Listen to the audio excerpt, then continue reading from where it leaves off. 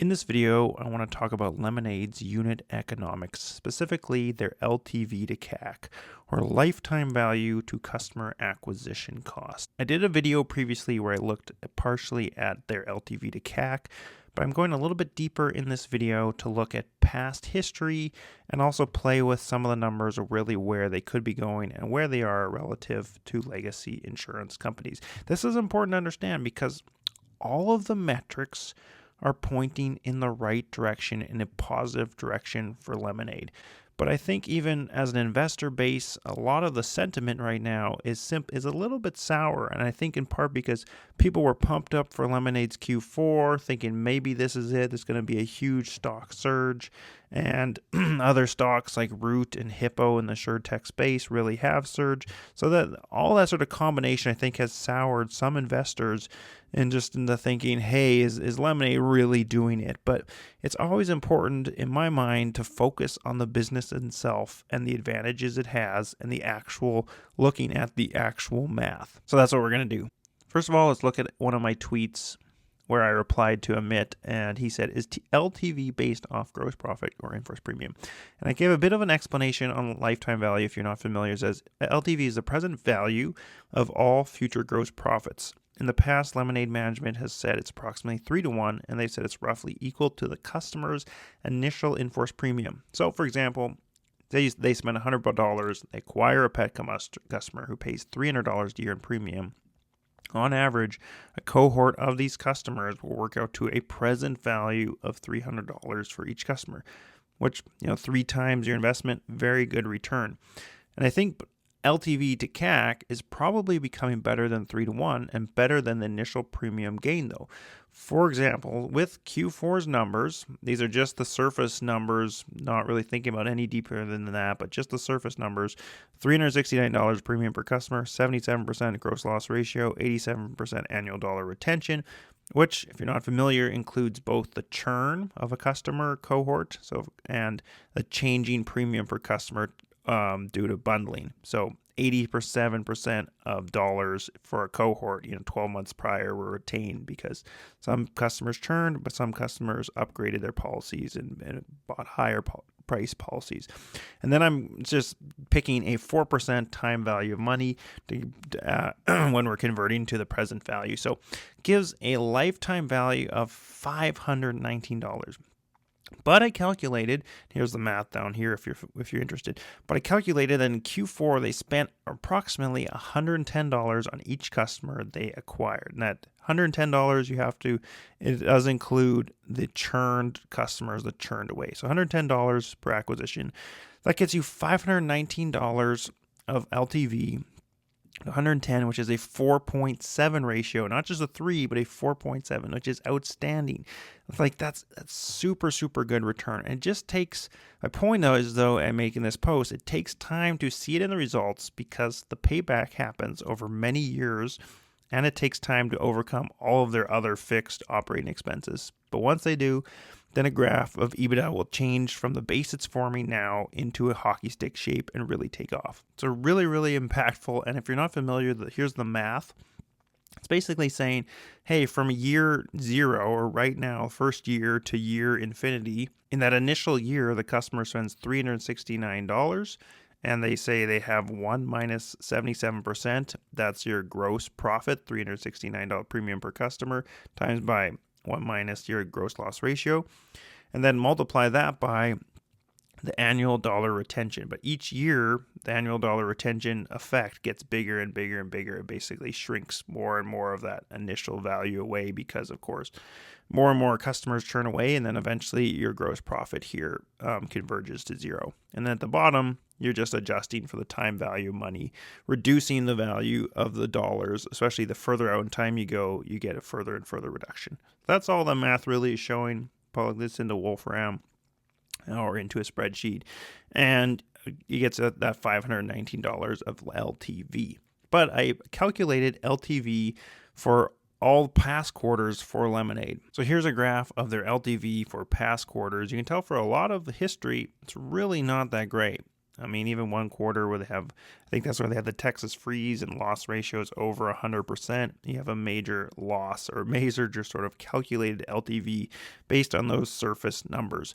But in the last 2 quarters, it's really improved, $337 LTV and $519 LTV. And then I took LTV to CAC. If we look at that, so dividing by what I calculated as the customer acquisition cost for each quarter, again, a similar looking graph, but the last 2 quarters, 4.2, 4.7, really improving. And it makes sense that LTV is improving because all the variables, premium per customer, gross loss ratio, annual dollar retention, all 3 of those are improving individually. So the effect on your LTV has a really positive effect. And I've punched in a little calculator just to more easily see the variables and their effect on LTV and LTV to CAC for any given inputs.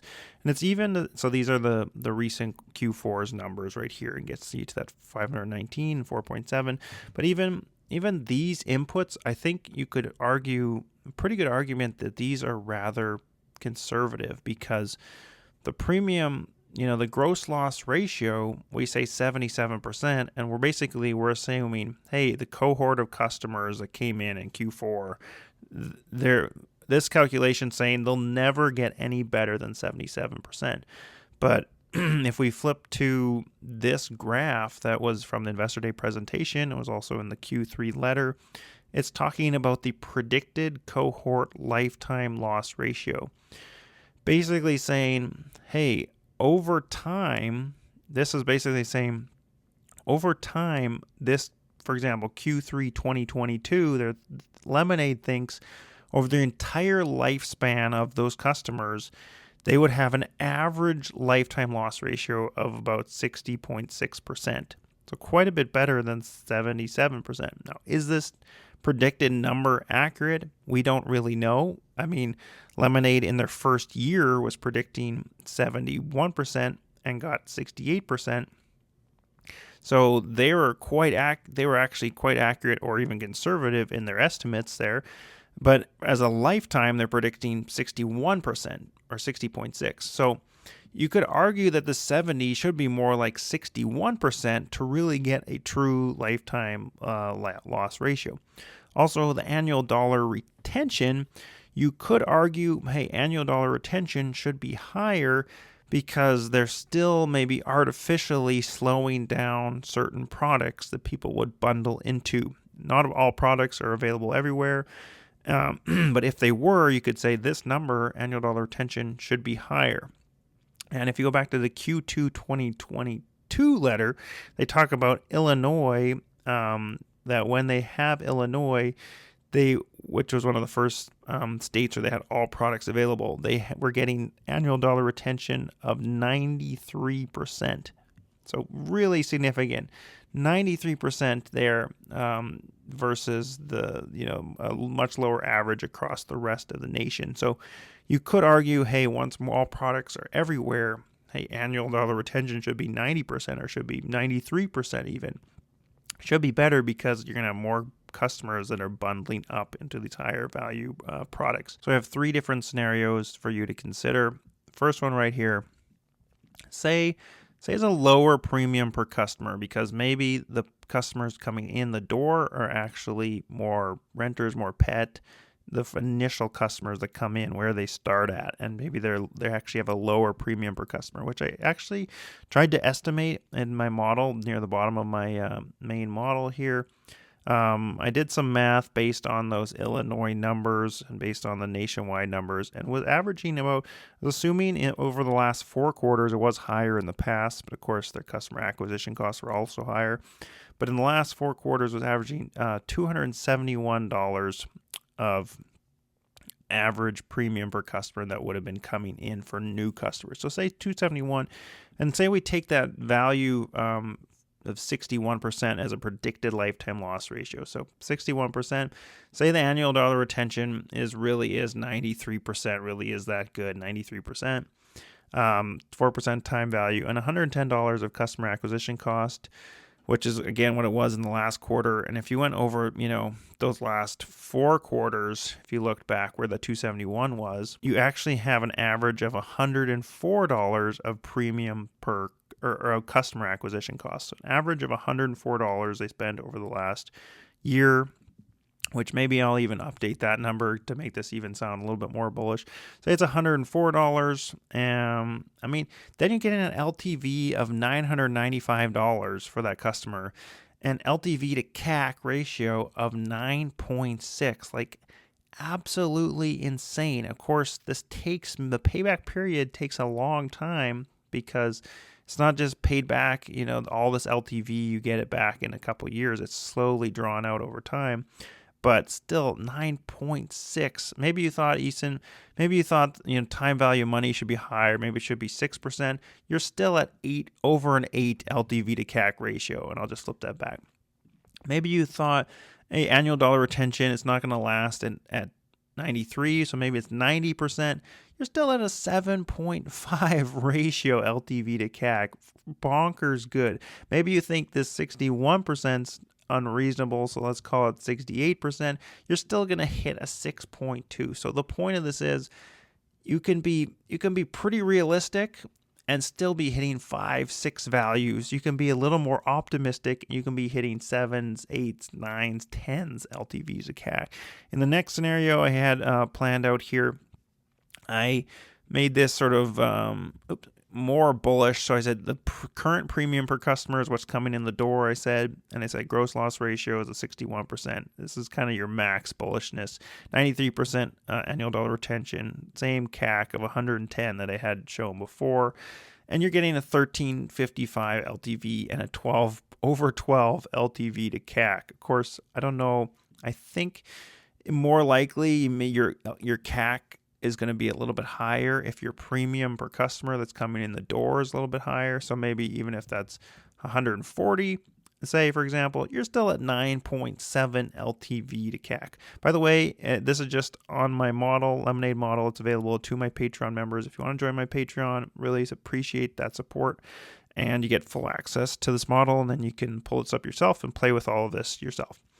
And then a final scenario to consider here, I'm trying to be like more the realist maybe in me is saying, hey, say they start to, in the future, maybe not even now, but they get to 300 more products in more places. They get to $300 of premium per customer that they're pulling in for initial customers, and a CAC cost of 110 stays the same, but they have enough that balances out with the amount of low hanging fruit and sort of markets they're in.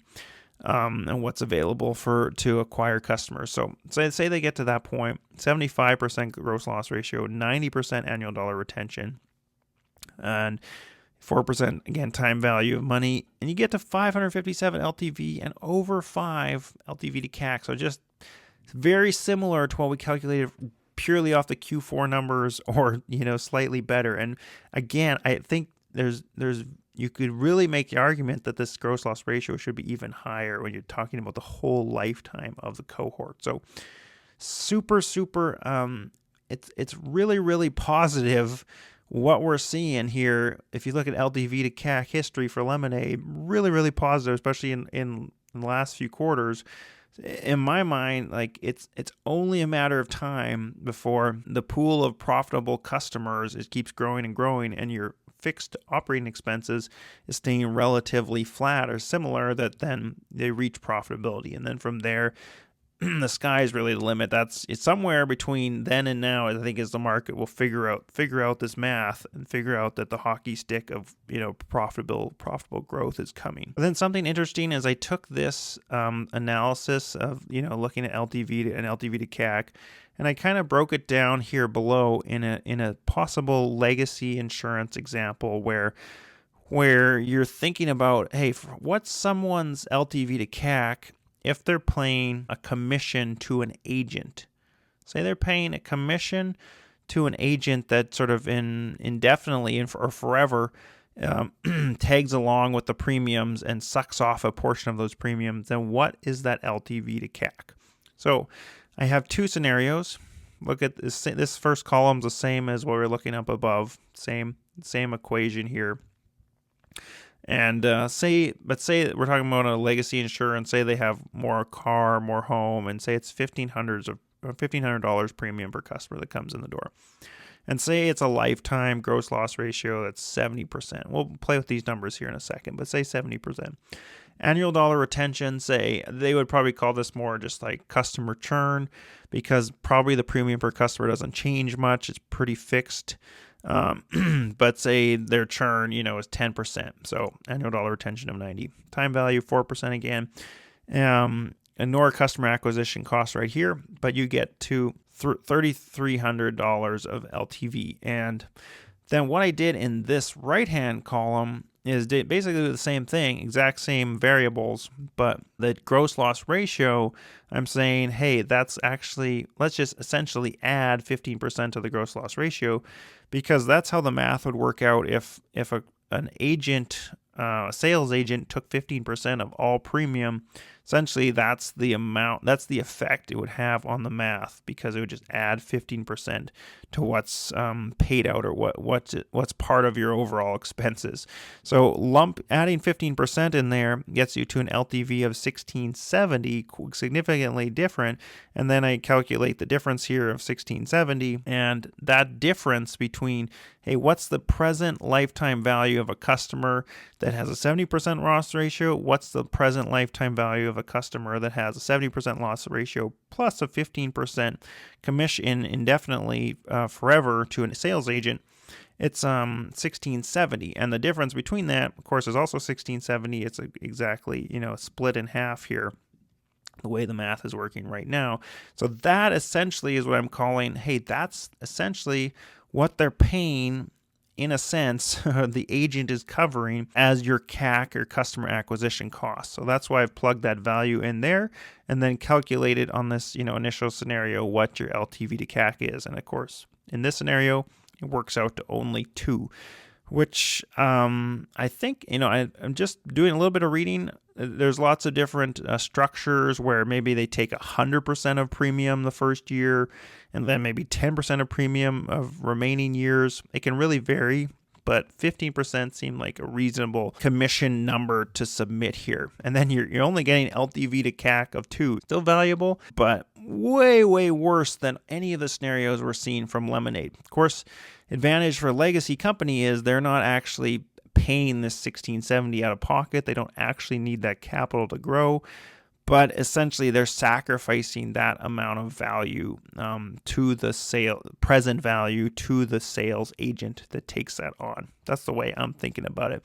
Of course, we can play with these numbers. Actually, none of the numbers, say this was 95%. It doesn't change the LTV to CAC at all. If your churn was 95, or it was even, it was 100, there was no one ever churned, or retention, I should call that retention, not churn, but that doesn't affect it at all. Even your premium per customer doesn't affect it. So let's say it's $2,000. You still 2,000, you still get to that 2.0 ratio. The only metric here that affects it is the loss ratio. And then that's shifting the amount of leftover profit you have. If this was lower, say it was 60% gross loss ratio, kind of like Lemonade's presuming, so over the lifetime of the customer, say it was that good, and then you get an LTV to CAC of 2.7. So it's better, but still not in the realm that I think Lemonade's going to be hitting at.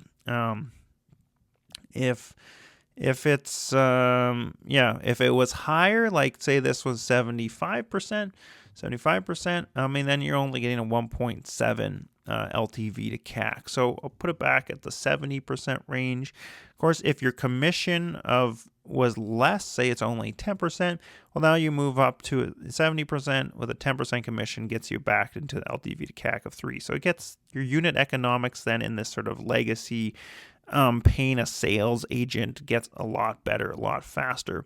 Maybe it's even like, say it was 6%, something that's really low. You have a really good partnering with you, and then you get an LTV to CAC of 5. Of course, it could get even way better, 6.7 potentially, if your gross loss ratio really was that low, and then you're only giving up that much. That's don't know if it would get that good, but I think it's a good example to really illustrate, hey, this is kind of what the unit economics are working out to for what you're paying to get a customer, and then how much value or how value they're going to provide over their lifetime. But I think something like this, maybe it's maybe it's 65% gross loss ratio and a 15% commission on average. You're only getting into LTV to CAC 2.3.